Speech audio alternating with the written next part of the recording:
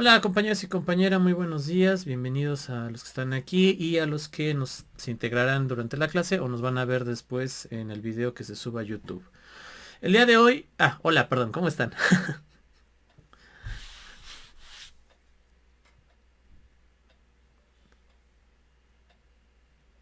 Hola chicos, gracias.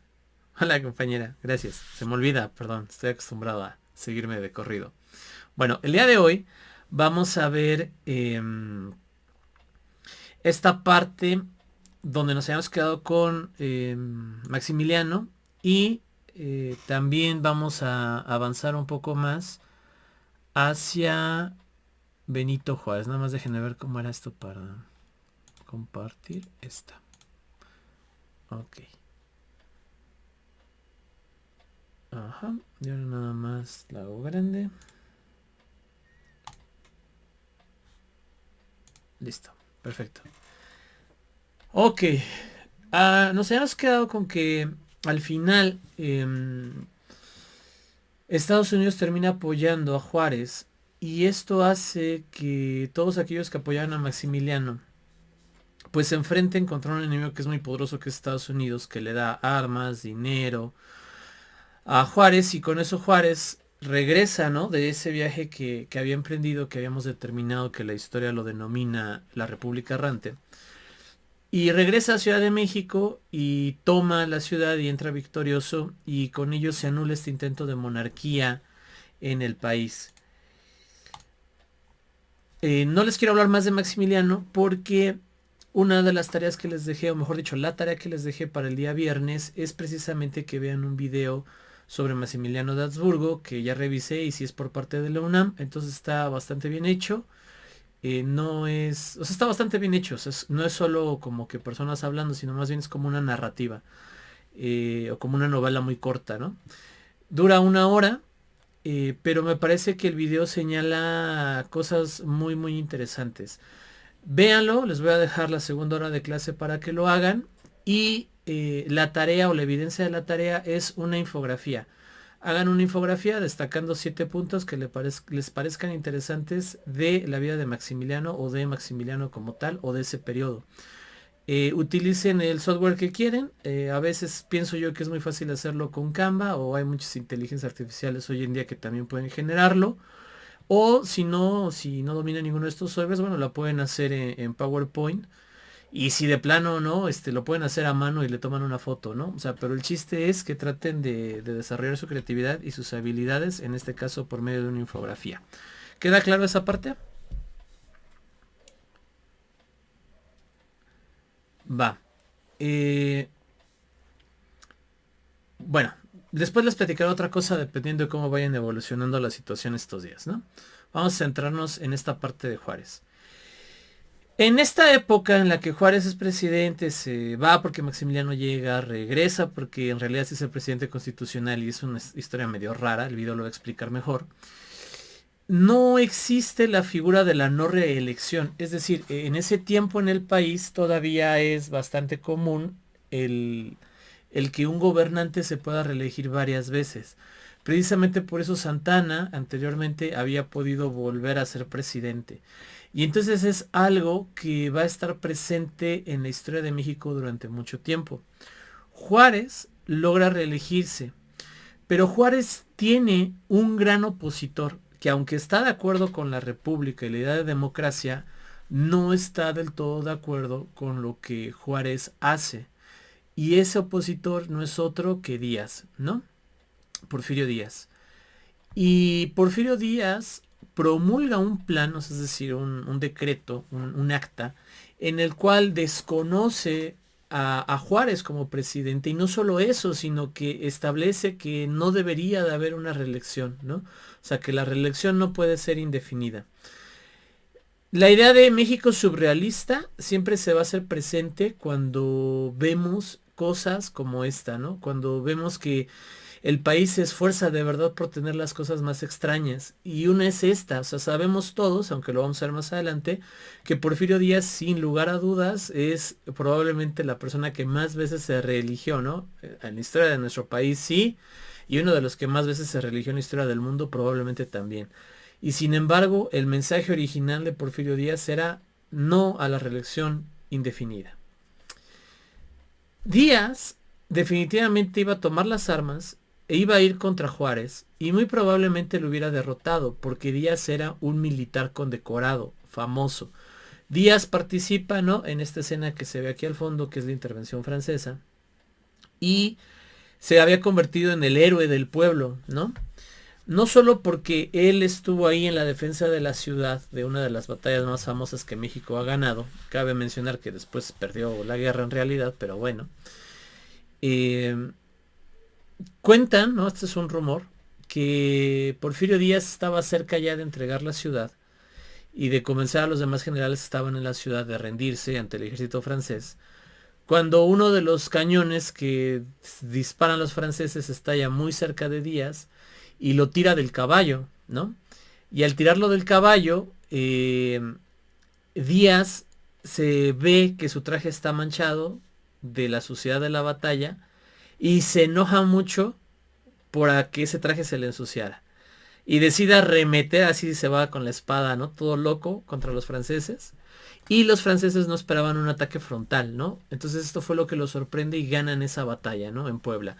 Insisto, ese es un rumor histórico muy famoso. Lo que sí es que sin lugar a dudas Díaz se había destacado como un militar muy importante en México. Cuando Díaz está preparando todo para dar un golpe de estado contra Juárez, la naturaleza se le adelanta y Juárez se muere, ¿no? O sea, Juárez se muere el 18 de julio de 1872. Ahí también hay mucha controversia. Eh, Cuando hablamos de fechas tan antiguas y que es difícil que sobrevivan los testimonios de, es decir, por ejemplo, actas médicas, archivos digitales, fotografías, o sea, pues nada de esto es común en esa época. Por lo tanto, hacer historia y precisarla se complica mucho, ¿no? Al final de cuentas, la historia siempre la cuenta la élite, ¿no? Siempre la cuenta el lado ganador. Y por lo tanto siempre va a haber un sesgo, ¿no? Siempre nos vamos a perder el otro lado de, ¿no?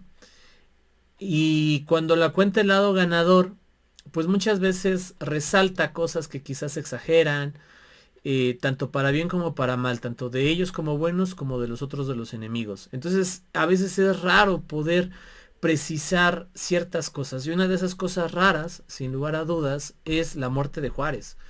Oficialmente se sabe que le dio angina de pecho y que por esto murió. También se habla pues de conspiraciones por parte de la Iglesia Católica, pues porque al final de cuentas Juárez es uno de los enemigos de la época, ¿no? Más acérrimos de la Iglesia Católica. También se habla de partidarios de Díaz, ¿no? En fin, lo importante y para la historia se murió. Y esto evitó que Díaz tomara el poder por la fuerza, aunque Díaz estaba preparado para ello. La Constitución determinaba que entonces ahora Lerdo, ¿no?, sería el nuevo presidente. Este convoca a elecciones y gana como presidente y ahí se consolida. Y en estas nuevas elecciones Díaz se adelanta y proclama el plan de Tuxtepec para desconocer a Lerdo por violaciones a la Constitución. Al final de cuentas, Díaz, como el militar que era y con la fuerza que tenía, obligaría a Lerdo a abandonar, pero quedaría Iglesias como presidente. O sea, Díaz de veras que nada más no podía llegar a la presidencia, ¿no? Díaz ataca y toma la ciudad, ¿no? Ya cansado, y quita a Lerdo, quita a Iglesias y quita a cualquiera que se quiera poner como presidente, y al final se proclama presidente una semana después.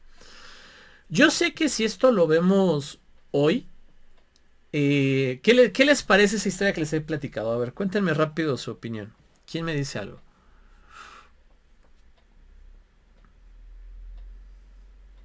Ok, de los que ya estaban.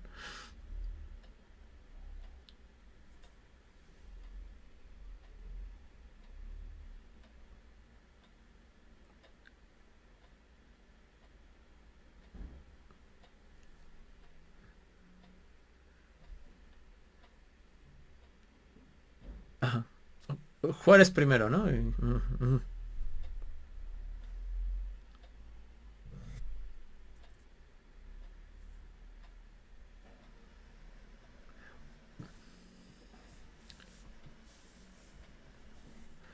Ok, muy bien. ¿Alguien más? ¿Algún comentario?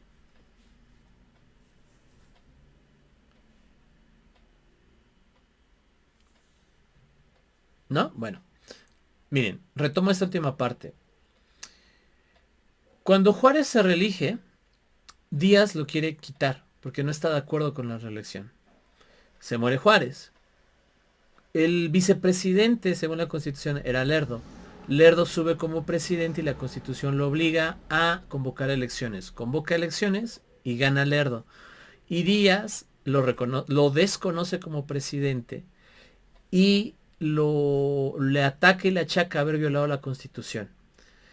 Lerdo se ve obligado a abandonar porque no quiere un conflicto armado y en las nuevas elecciones es Iglesias, ¿no?, el que queda como presidente.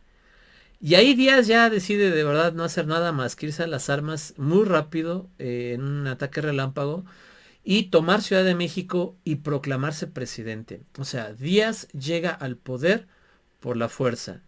Después de perder contra Juárez, después de perder contra Lerdo y después de perder contra Iglesias. O sea, después de todas estas partes, Díaz termina siendo el presidente por fuerza. Pero, viéndolo hoy, pues a lo mejor podrían decir, ay, qué gacho fue Díaz, ¿no? Solo porque era militar y usó la fuerza. O sea, y sí. Pero cabe aclarar que había una gran parte de la población que estaba de acuerdo con Díaz, ¿no? O sea, había gente que lo apoyaba. De lo contrario, pues no hubiera podido llegar. Entonces, vemos un México en este punto, 1872, en el que todavía no tiene clara su identidad, en el que vienen de un intento de monarquía fallida, de una república errante, y no están seguros, ¿no?, al 100% de hacia dónde se dirige el país y hacia dónde lo van a dirigir. Así es que esto es como que sumamente importante. Díaz llega y a diferencia de todos los presidentes anteriores, emperadores anteriores y reyes anteriores que ha tenido México, el Imperio Mexicano o la Monarquía de México, Díaz va a consolidar el poder de una forma que nadie lo había hecho, ¿no? Y establece una etapa que históricamente la conocemos como el Porfiriato. Díaz va a gobernar durante 34 años, ¿no? Yo tengo 31 años. Quiere decir que Díaz gobernó toda mi vida y 3 años más. Entonces, el solo hecho de pensarlo es increíble. O sea, ¿cuántas cosas he hecho yo en esos 31 años? Y no imagino tener siempre al mismo presidente, ¿no? Que yo recuerde presidentes así, bueno, pues en el 2000 fue Fox. Por lo tanto, en el 94 fue Zedillo. Y por lo tanto, en el 88 fue Carlos Salinas de Gortari. Yo nací en el 92, así es que solo me ha tocado Zedillo, me ha tocado Fox, me ha tocado Calderón, me ha tocado Enrique Peña Nieto y ahorita me ha tocado Andrés Manuel. Y me va a tocar un presidente más antes de cumplir 34 años. Así es que uno más, ¿no? A lo mejor Sheinbaum, a lo mejor Xochitl, no sé, ¿no? Dejemos a Sheinbaum por solo semántica. Es decir, en esos 34 años de vida normal de cualquier persona, tendría 6 presidentes. Es el mismo periodo que Porfirio Díaz gobernó él solito. Es decir, durante 6 sexenios, bueno, en aquel tiempo no eran sexenios, pero durante 6 periodos presidenciales actuales, es como si Porfirio Díaz hubiera gobernado siempre. Se imaginarán que esto genera muchos problemas para el gobierno, porque les había platicado ya alguna vez la idea de la alternancia política.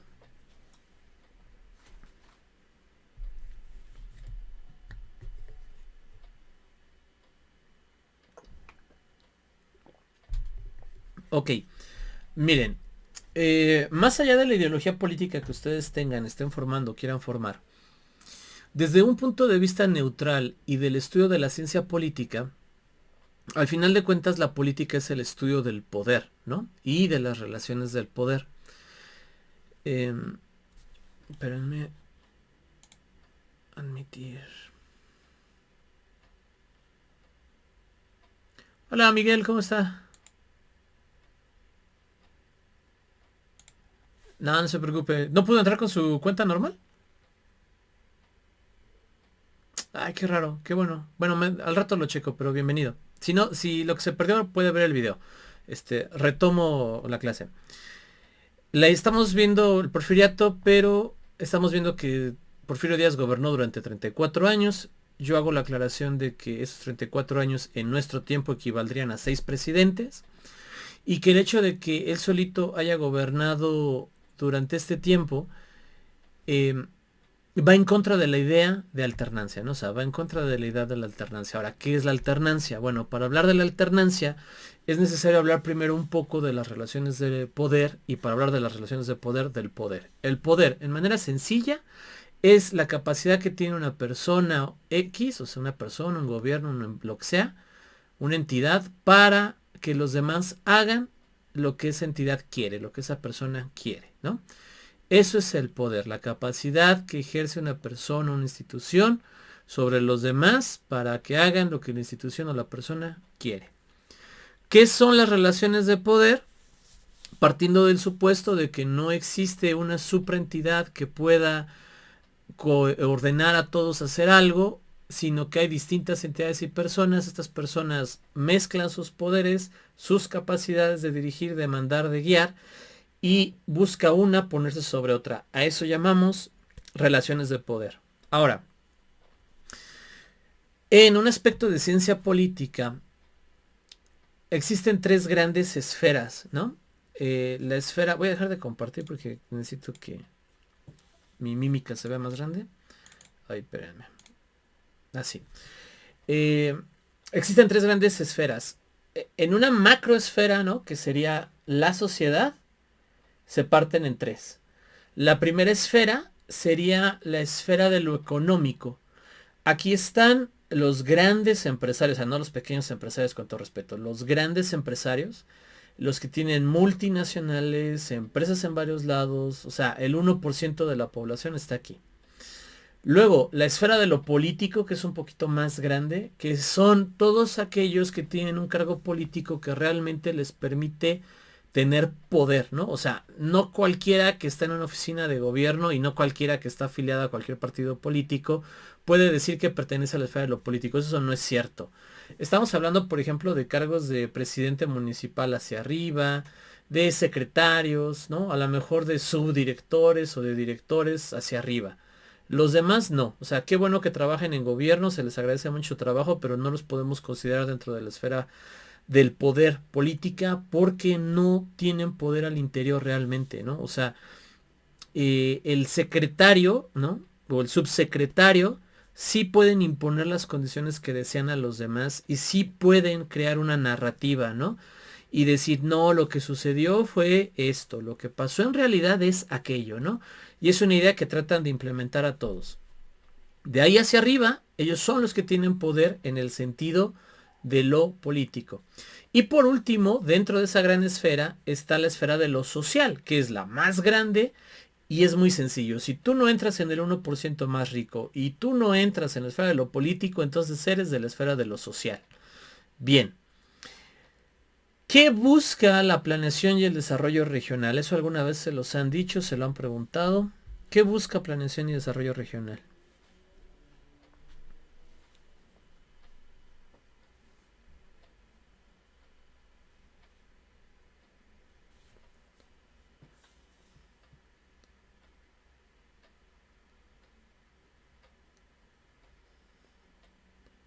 Ok, me comentan metas, proyectos, porque acuérdense que creo que sus voces no quedan grabadas en la grabación.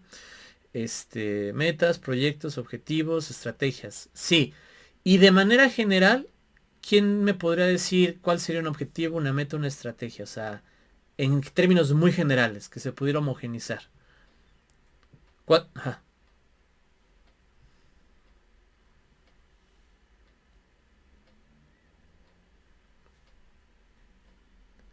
Bien, muy bien, Rogelio. Me gusta. ¿Alguien más?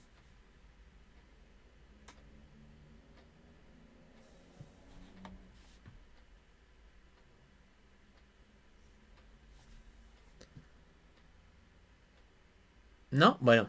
Sí, quedémonos con esa. Fíjense. Esto lo vamos a ver en sexto, si es que le sigo dando clases para entonces. Espero que sí.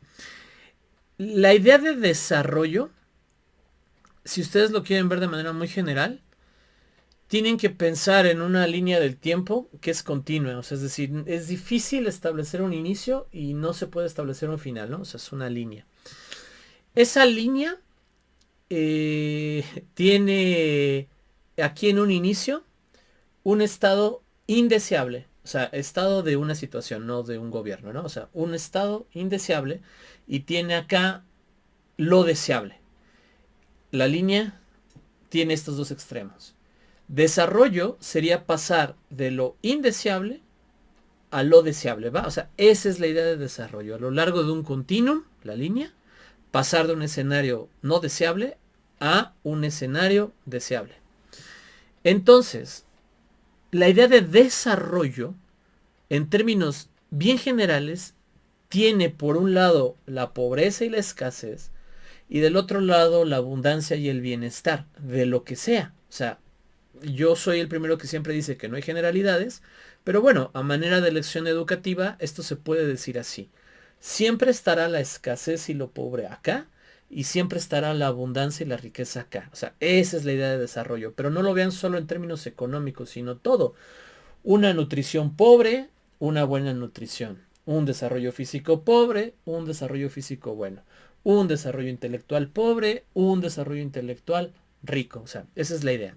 Bien, para la sociedad, siempre la planeación y el desarrollo regional busca su bienestar, es decir, combatir los escenarios de pobreza, como bien nos dijo su compañero. Esa es la meta máxima. O sea, es decir, un planeador jamás va a planear para la pobreza, va a planear para el desarrollo, para el bienestar. Y entonces, ahí, regresando a la idea de la alternancia, es donde la alternancia cobra un valor bien significativo. ¿Por qué? La teoría dice, escuchen con esto, la teoría dice que si un partido político permanece en el poder elección tras elección, tras elección, tras elección, no va a haber desarrollo. Los indicadores de bienestar están bajos, la corrupción aumenta, la impunidad aumenta, aumentan todas las condiciones indeseables. ¿Por qué? Porque si yo soy un empresario o si soy un miembro de la sociedad y quiero hacer un negocio y voy con el gobernador, ¿no? Y el gobernador me dice, híjole, no, es que tienes que pagar tanto, ¿no? Y yo digo, no, pues no, mejor me espero a que quede otro gobernador y ya. Pero si el siguiente gobernador es el hermano, es del mismo partido, pues él va a decir, no, pues es que ya subió la cuota, ¿no? Ahora es tanto. Y entonces, al final de cuentas, se hacen de amigos a los que siempre les dan los contratos, siempre les dan a los mismos, ¿no? Los permisos, las concesiones, no los multan, no los auditan y esto se vuelve un caos. Entonces, mientras más tiempo pase, esto se hace más rígido, ¿no? Entonces ya sabes que el capitán Rodríguez es el malvado de la historia, es el que siempre decide, el que nadie puede ir en contra, ¿no? O sea, esto es muy común. La alternancia se refiere a que hoy gana un partido, mañana gana otro, pasado gana otro diferente, pasado gana otro diferente. Y la teoría dice, o sea, ojo, esto se ha comprobado, ¿no? Es una teoría, pero hay varios elementos que la sustentan. Que cuando hoy gobierna un partido y mañana gobierna un partido diferente, o sea, se entiende que a la siguiente elección, ¿no? Los niveles de desarrollo y bienestar mejoran porque el partido que acaba de entrar quiere conservar el poder y quiere hacerlo mejor. Si no lo conserva y lo pierde, el nuevo partido que entra quiere hacer las cosas bien para conservar el poder y entonces se presta menos a la corrupción, se presta menos a la falsificación en cualquier forma, menos a tener este nepotismo, ¿no? A contratar a sus amigos y trata de rendir mejores cuentas porque quiere permanecer en el poder. Eso es lo que la teoría ha propuesto y que hay evidencia en varios sectores de que es cierto. Por lo tanto, cuando no hay alternancia, se vive un estado de corrupción, se vive en un estado de amigos, ¿no? Y donde no te puedes mover por mérito propio, a menos que pertenezcas a la cadena, ¿no? De gobierno.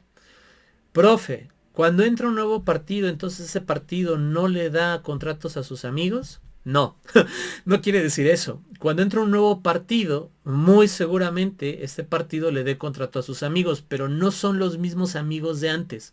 Entonces, por ejemplo, ¿no? Supongamos que el partido P siempre contrata a los que están aquí. Y estos a su vez subcontratan a todos estos que están acá. Y el partido B, cuando entra, contrata a los que están acá, que también son sus amigos, pero le da empleo a los que están acá. Cuando estos ya no tienen empleo, se ven obligados a competir, a mejorar, a hacer otros contratos, y estos que ahora tienen nuevos ingresos compran otros proveedores y la economía se bifurca. O sea, en lugar de solo concentrarse acá, ahora se va también para acá. Eso, pues en términos macroeconómicos ayuda mucho. Claro, lo ideal sería que un gobierno entrante, sea cual sea, no fuera corrupto. Pero incluso siendo corrupto, el hecho de cambiar clientes y de cambiar amigos resulta beneficioso para la sociedad. Por supuesto que sería más beneficioso que no fueran corruptos. Pero mientras tanto, resulta muy beneficioso para la sociedad. Esa es la alternancia. Entonces, imagínense el grado de corrupción, de despotismo y de injusticia que se gestó en el porfiriato si la máxima figura del país, el presidente, gobernó durante 34 años. ¿Queda clara esta parte de la alternancia? ¿Se entendió la idea?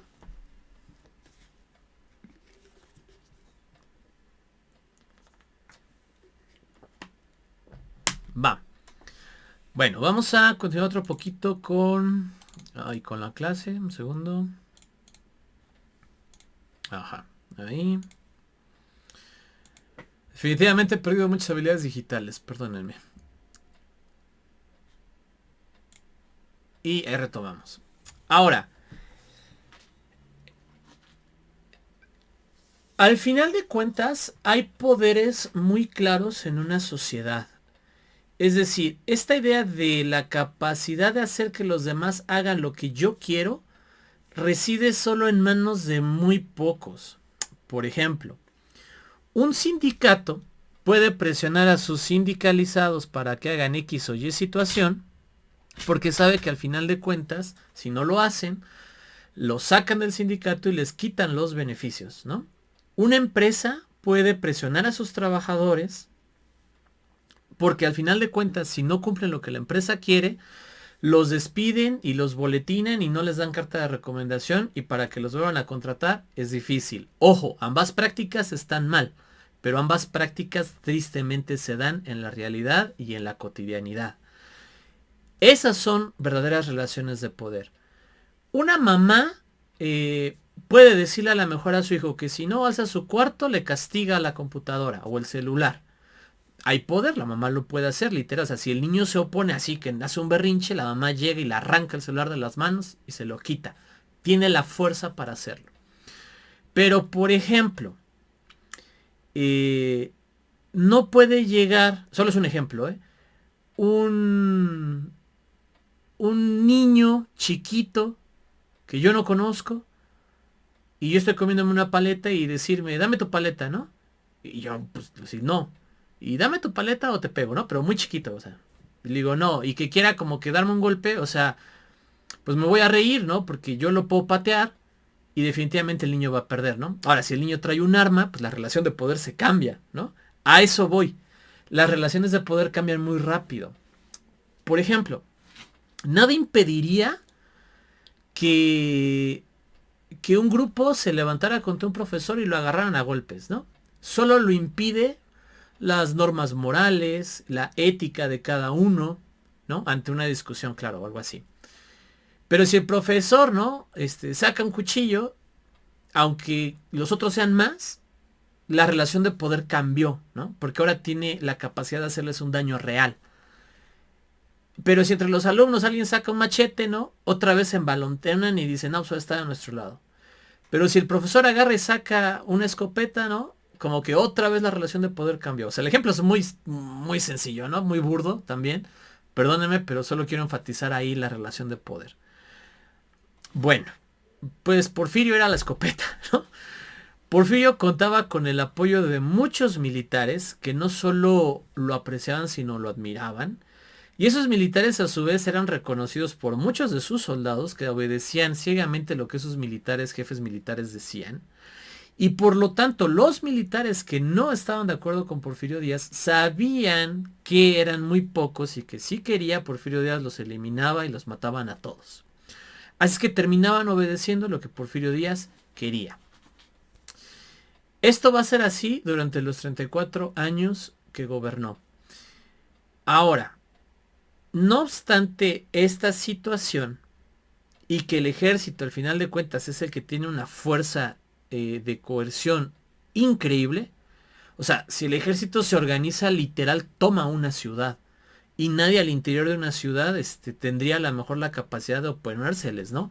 No dudo que haya conflictos, pero venga, no es que realmente todos tengamos un arma de grado militar en la casa o que sepamos tan siquiera usarla.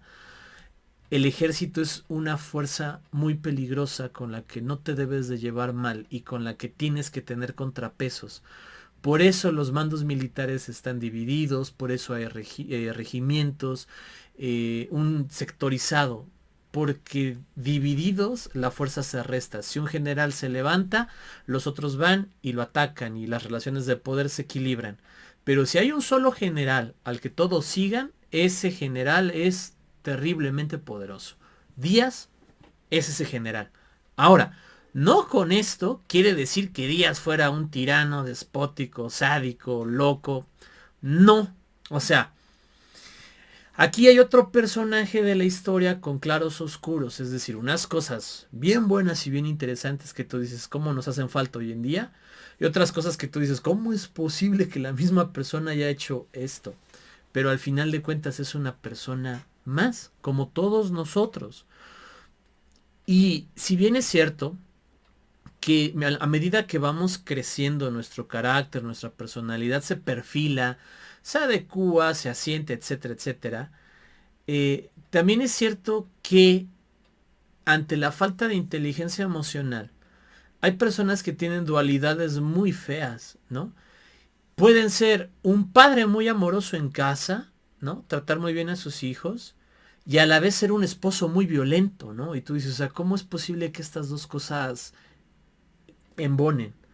Puede ser un jefe bien amoroso y extraordinario y muy eficaz y en casa ser bien irresponsable, ¿no? Y son cosas como incongruentes desde un punto de vista lógico si te pones a pensarlo. Pero así son muchas personas, ¿no? Insisto yo, personas que carecen de inteligencia emocional, que carecen realmente de una espiritualidad, vaya, que nunca han tratado con sus defectos de carácter, que todos los tenemos, o sea, todos los tenemos, pero se debe de aprender a controlarlos, a conducirlos, ¿no? A mitigarlos. Hay escenarios para y escenarios para no. Bueno, pues esta historia tan violenta de México hasta este punto va a encontrar entre comillas un periodo de paz al menos a gran escala, porque Díaz es considerado por muchos el único hombre que fue capaz de mantener a todo el país unido y de generar soberanía, de trabajar realmente la identidad por México. Díaz no gobernó de manera constante, aunque sí se echó los 34 años, no fueron constantes. Hubo un periodo del 78 al 80 donde le entregó el poder a su compadre Manuel González y en el 84 volvió a ganar las elecciones Díaz.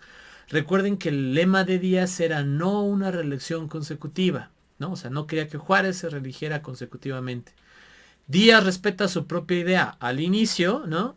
Y en el siguiente periodo deja a Manuel González y luego regresa una vez más a gobernar. Cuando regresa a gobernar, Díaz pues se da cuenta de que la neta no le gusta dejar el poder en manos de alguien y implanta una reforma para que el presidente sí se pudiera reelegir de manera inmediata. Y no solo eso, antes el presidente de México gobernaba solo 4 años. Ahora Díaz establece que el periodo de gobierno del presidente va a ser de 6 años. Por lo tanto, gobierna sin oposición del 92 al 96, del 96 a 1900, ¿no? Periodos de 4 años, y el periodo presidencial de 1904 a 1910 es el primer periodo donde un presidente de la República gobierna 6 años. Esto es muy importante porque al día de hoy todavía el presidente en turno dura en el poder 6 años, el presidente en turno y los que vengan. A ver, aquí hay que creo que, ¿hasta aquí vamos bien? ¿O hay preguntas o alguna duda?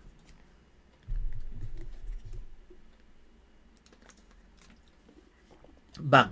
Aquí. Ay, perdón, gracias. Aquí hay que hacer una aclaración bien interesante. Miren.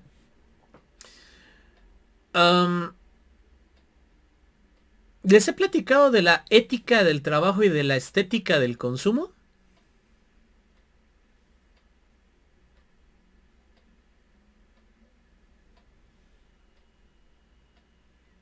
Ok. A ver, denme un segundo. Quiero dejar de compartir esto. Quiero revisar qué va. Ok, va. La siguiente clase continuamos donde me quedé con la presentación. Pero quiero mostrarles, quiero platicarles esto de la estética del poder y de la ética del consumo. Denme un segundo. Va.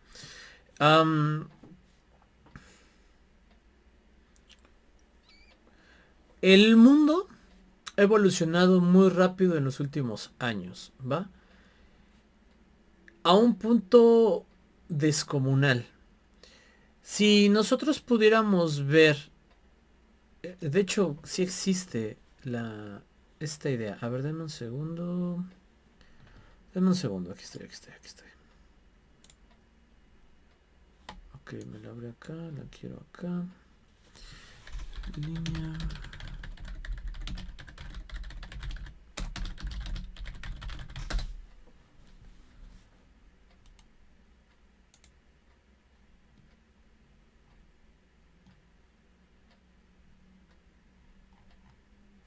Ok, pero...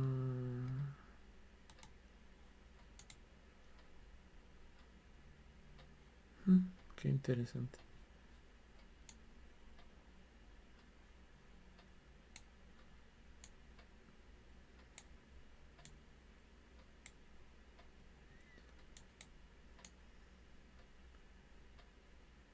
Ok, ok, dame un segundo.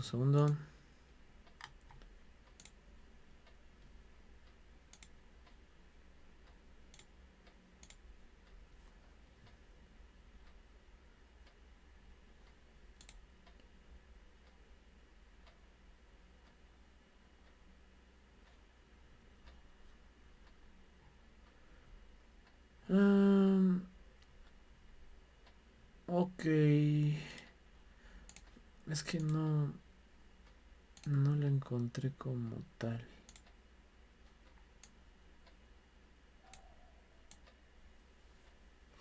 Por ejemplo, voy a compartir esto con ustedes. Ah, no. Aquí, espérenme. Un segundo. Ahí voy, ahí voy. Ajá, quito esto.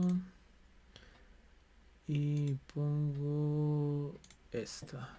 Compartir.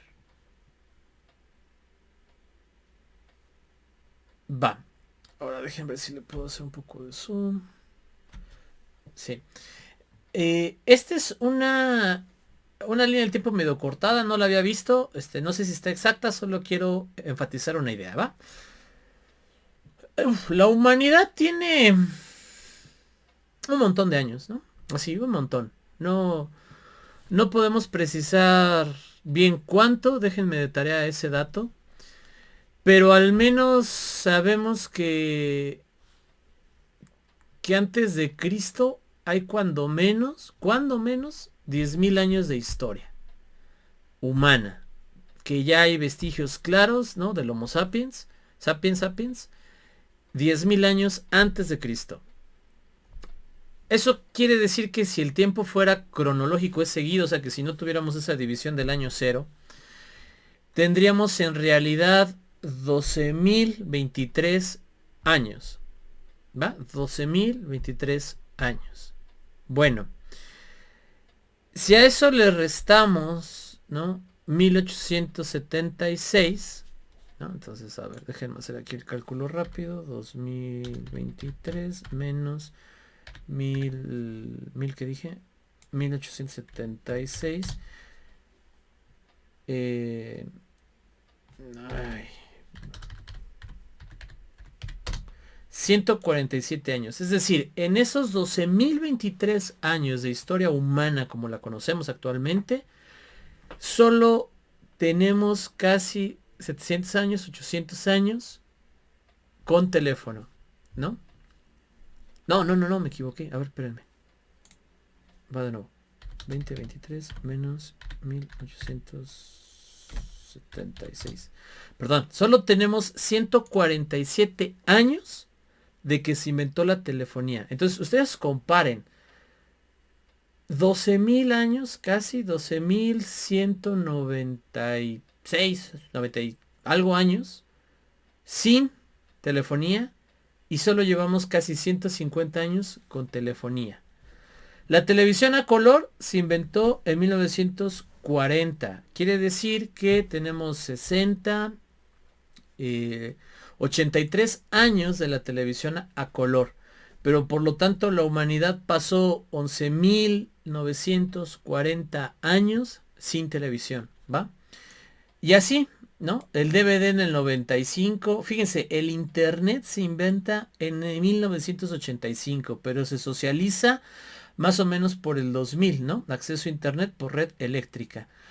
2002, Facebook, MySpace y Twitter. Es decir, estas redes sociales masivas como las conocemos hoy en día, llevamos con ellas 21 años.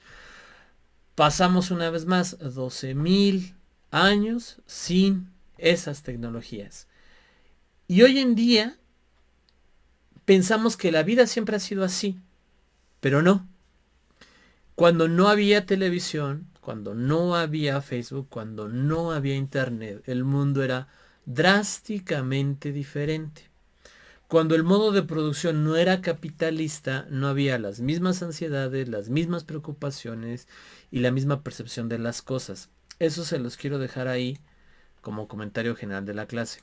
Ahora, en esa idea de que el mundo no ha sido siempre igual, es importante destacar y resaltar lo siguiente.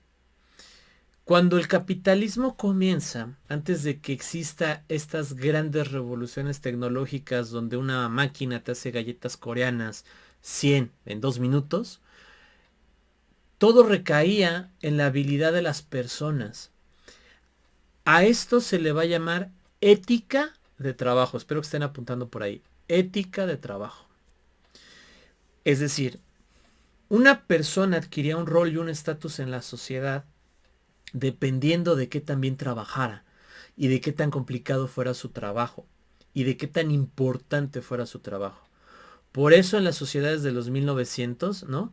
Vemos que el doctor, el sacerdote, el maestro, son personajes muy queridos y muy reconocidos por la sociedad, por la labor que desempeñan, por las funciones que tienen, ¿no? El médico tiene su vida en tus manos, te cura. El sacerdote pues te lleva al cielo, ¿no? Entre comillas, estamos hablando de esa época. Y el maestro te educa, te enseña el mundo. Por lo tanto, todos le prestaban mucha atención a su trabajo, porque si tú eras malo en tu trabajo, eras malo en todo, ¿no? O sea, así de sencillo. O si tu trabajo era malo, tú eras rechazado en sociedad. Por lo tanto, si tu trabajo era ser barrendero, todo el mundo decía, mira, estudia para que no termines como él. Ética del trabajo de ese entonces. Pero en las sociedades contemporáneas, la nuestra, el trabajo ha sido mermado, es decir, se le ha restado importancia. La gente ya no se fija en cómo trabaja la gente, sino cómo consume la gente. Es decir, ahora se le considera valioso, importante, grande, exitoso al que viaja por el mundo, al que se compra un carro de lujo, al que tiene una gran casa, al que viste ropa de marca, al que trae el celular más moderno, ¿no? El iPhone de titanio, aunque ni lo sepa usar, etc. Pasamos de una ética de trabajo, es decir, ser un trabajador serio, con principios, con normas, con conocimientos, profesional, dedicado y esforzado, y que eso te diera valor en la sociedad, a una estética de consumo, donde solo me voy a fijar en cómo consumes a partir de lo que vistes, usas y conduces y a dónde viajas. Estética, lo que se ve del consumo. Y ahí hay una ruptura bien grande. ¿Por qué? Porque tú puedes ver a un youtuber que juega videojuegos y a mucha gente le gustan los videojuegos y el youtuber es medianamente gracioso. Se compra una cámara, un micrófono, captura la pantalla y hace comentarios tontos casi casi a propósito y tiene millones de seguidores. Como tiene millones de seguidores, YouTube le da las mejores publicidades porque YouTube a sus clientes les va a decir, te voy a poner con alguien que lo ve mucha gente y te garantizo pues, que tu anuncio lo van a ver cuando menos 3 millones de personas. Y al youtuber le pagan por esto, ¿no? Una compensación por su trabajo, aunque YouTube es el que más gana. Luego entonces todo el mundo quiere ser como Luisito Comunica, como Germán Gardeña, como Auron, ¿no? Como muchos de estos streamers. Y no se dan cuenta de que el que él sea exitoso en una área tan específica no quiere decir que lo sea en todo lo demás. Es decir, un streamer con 10 millones de seguidores de videojuegos no necesariamente tiene idea de política, economía, o sea, nada. No porque sea famoso tiene talento en algo más, o no porque sea famoso es experto en algo más. Pero la gente se deja influenciar y dicen, pues ¿cómo no vas a saber si él tiene ese carro? ¿Cómo no vas a saber si él se va por el mundo a viajar? ¿Cómo no vas a saber? O sea, la gente lo valora por lo que se ve, por lo que se aparenta. Y eso es sumamente peligroso. Entonces se maneja mucho la idea de lo que se ve, la estética del consumo. Tanto es así que profesiones súper importantes en la sociedad como los doctores o las doctoras o los médicos y médicas, los científicos sociales y los maestros son tachados de, no sirven para nada. ¿Para qué voy al médico si me va a dar paracetamol? Es más, me meto aquí a ChatGPT y le digo, tengo fiebre, calentura, ¿no? ¿Qué tengo? Diagnostícame. Pues voy a farmacias similares o voy a farmacias del ahorro y ya, no necesito al médico, ¿no? Y entonces ahí es donde te das cuenta que la sociedad empieza a entrar en un error muy grande. Esto, ¿no? Lo comento con ustedes por esa idea de que no siempre las cosas han sido igual y que la gente se lleva mucho por las apariencias y por opiniones de gente que no está calificada para dar opiniones. Porfirio Díaz, ¿no? No crean que me fui del tema. Porfirio Díaz se reelige por primera vez de 1904 a 1910 por un periodo de 6 años. Antes se ha reelegido varias veces y termina juntando los 34 años de gobierno.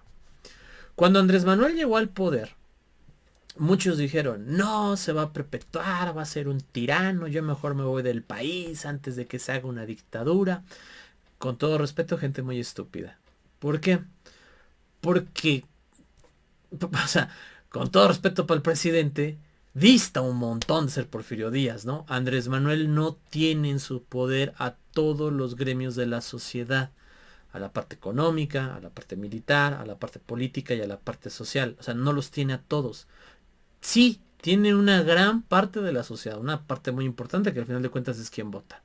Sí tiene a algunos empresarios, los que están con el Tren Maya, los que están con el proyecto del Istmo de Tehuantepec, etcétera. Y sí tiene algunos militares, los que crea con la Guardia Nacional, etcétera, ¿no?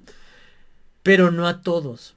Si Andrés aventara la puntada de yo voy a reelegirme porque no hay nadie más, ¿no? Y yo voy a ser el nuevo presidente y voy a cambiar la constitución, para empezar, el Congreso no se lo aprueba.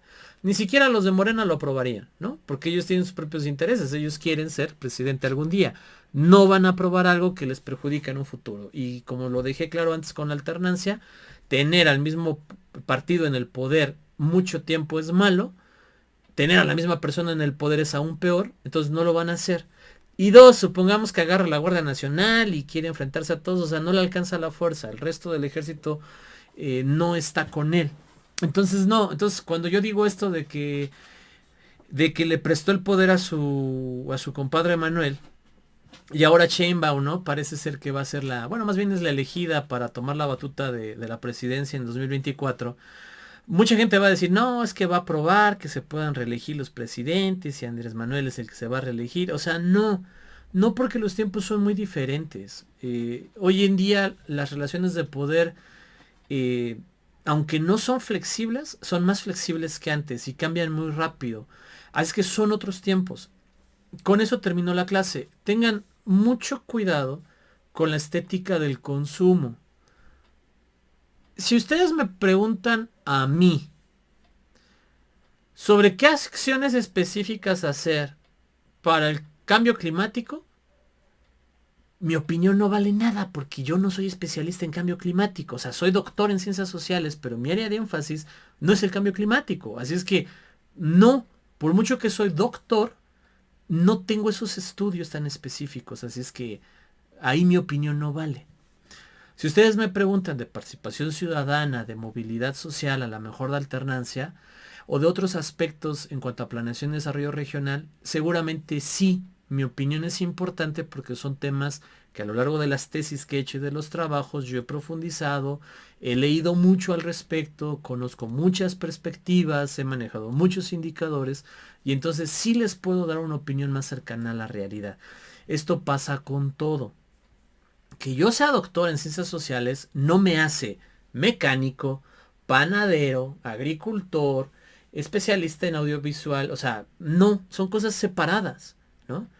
Que una persona que sea muy buena siendo un streamer de videojuegos, siendo entretenido, generando consumo, no la hace buena para dar opiniones de política, de economía, ni nada de esto. Entonces, siempre que quieran una idea seria de algún tema, busquen al experto del tema o a la experta del tema. No se dejen guiar por, ¿no? Yo por eso en mis clases siempre les digo, el tema no lo domino, pero más o menos sé esto, pienso más o menos aquello, me parece que es esto, pero hay que precisar. O sea, en ese sentido siempre he buscado ser muy honesto, ¿no? Y también les he llegado a decir, no, a ver, es que esto es así por esto, esto y esto es así por esto otro, ¿no? Y saco los argumentos, saco los datos, saco las evidencias. Cuando hemos estado viendo de historia, les digo, bueno, hay una teoría que dice, ¿no? Esto, pero no la podemos precisar o comprobar.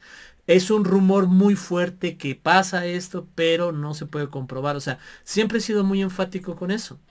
Tengan mucho cuidado en esa parte. Y eso, chicos, chicas, queridos, eso pasa en todos lados.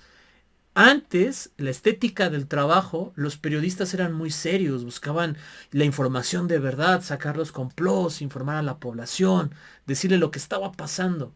Y periódicos como el New York Times, como la BBC, ¿no? Se hicieron muy famosos por los grandes periodistas que tenían, por encontrar crímenes reales de gobierno de los Estados Unidos, o sea, era increíble. Hoy en día no sirven para nada, con todo respeto. ¿Por qué? Porque hoy en día lo único que quieren es vender periódicos. Y si vender periódicos es el Chapo Guzmán es amigo de Andrés Manuel, lo voy a poner.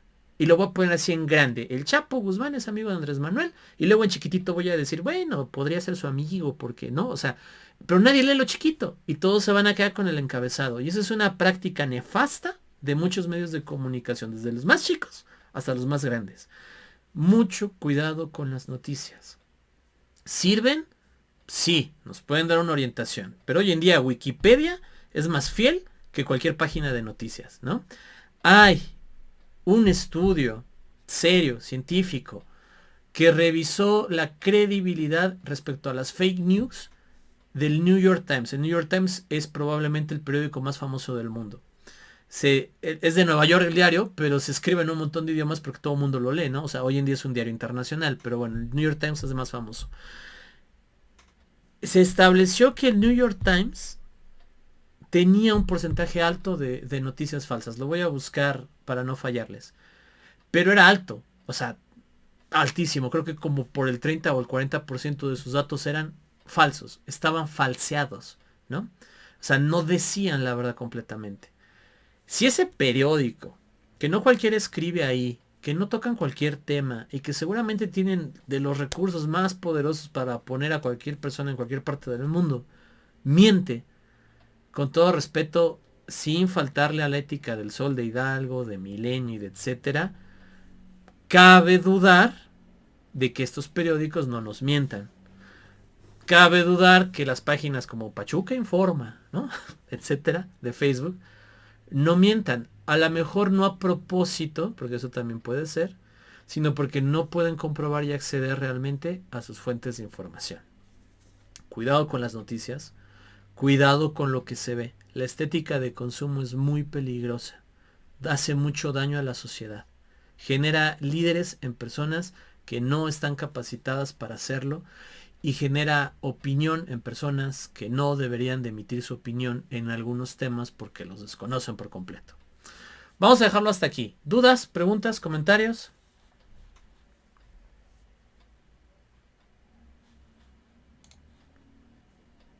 Va, perfecto. Siendo así, terminamos aquí el video. Hasta aquí la clase. No dura las 2 horas que dura la clase porque como les comenté al inicio, la otra hora ustedes deberían entre comillas ocuparla para ver el video de Maximiliano. Ya está en Classroom, es la tarea que acabo de agregar. Tienen que entregar una infografía para el día viernes, por favor. Es decisión de ustedes si lo ven ahorita o si lo ven en la noche, ¿no? Como quieran, pero yo les dejo esa hora porque es parte del contenido de la clase, ¿va? Aquí corto la grabación.